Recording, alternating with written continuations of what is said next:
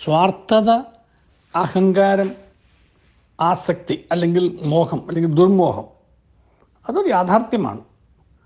അത് പ്രപഞ്ചത്തിലെ യാഥാർത്ഥ്യമാണെന്നും അത് നമ്മിൽ ഓരോരുത്തരിലും ഉണ്ട് എന്നും അതിനെ നമ്മൾ മറികടക്കേണ്ടിയിരിക്കുന്നുവെന്നും അതിനെ മറികടക്കുമ്പോഴാണ് നമ്മൾ ജീവിതത്തിൽ വിജയിക്കുക എന്നും ആ വിജയമാണ് ദൈവം നമ്മിൽ നിന്ന് ആഗ്രഹിക്കുന്നതെന്നും നമ്മൾ തിരിച്ചറിയണം. ദൈവത്തിന് നമ്മുടെ സഹകരണമില്ലാതെ സാധിക്കുകയുമില്ല.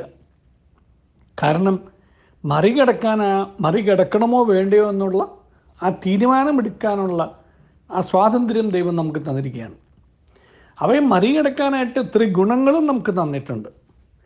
ആ ത്രിഗുണങ്ങളാണ് നമ്മൾ ചിന്തിച്ചുകൊണ്ടിരിക്കുന്ന സ്നേഹം, ത്യാഗം, ഇന്ന് ചിന്തിക്കുന്ന സേവനം. എന്താണ് സേവനം?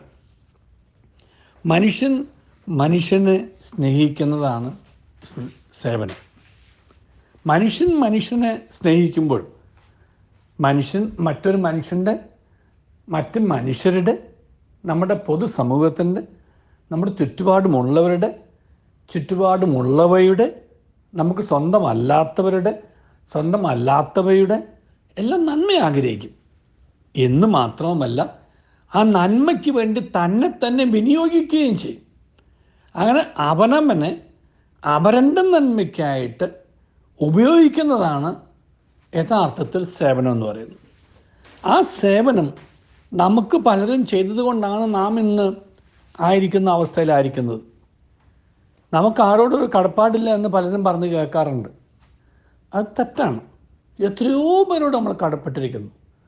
നമ്മുടെ ഗുരുക്കന്മാരോട്, നമ്മുടെ മാതാപിതാക്കന്മാരോട്, ഗുരുക്കന്മാരോട്, സഹോദരങ്ങളോട്, കുടുംബാംഗങ്ങളോട്, അയൽക്കാരോട്, സുഹൃത്തുക്കളോട്, ചുറ്റുപാടുമുള്ളവയോട്, നമ്മെ ഭരിക്കുന്നവരോട്, അങ്ങനെ എന്ന് വേണ്ട ഏതെങ്കിലുമൊക്കെ തരത്തിൽ നമ്മെ അവർ സേവിച്ചിട്ടുണ്ട്.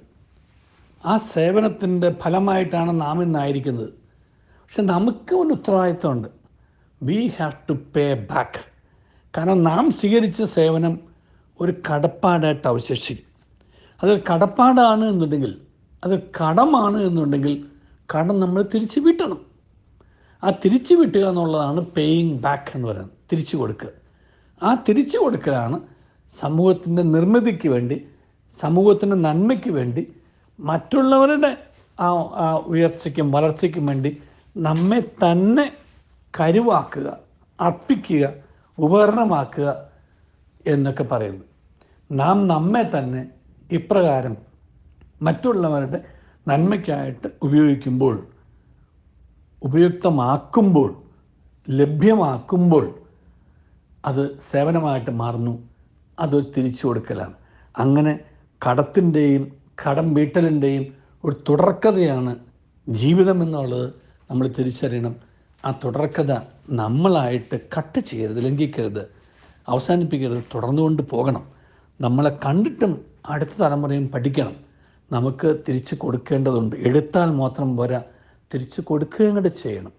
അത് തിരിച്ചു കൊടുക്കുന്നതിലാണ് നമ്മുടെ മഹത്വം അടങ്ങിയിരിക്കുന്നതെന്നും സമൂഹത്തിൻ്റെ ഉത്കർഷ അല്ലെങ്കിൽ ഉയർച്ച അടങ്ങിയിരിക്കുന്നതെന്നും മറ്റുള്ളവർ, നമ്മുടെ മക്കൾ, അടുത്ത തലമുറ കണ്ടു പഠിക്കട്ടെ. നല്ലൊരു ദിവസം എല്ലാവർക്കും നേരുന്നു. ദൈവം നമ്മെ അനുഗ്രഹിക്കട്ടെ.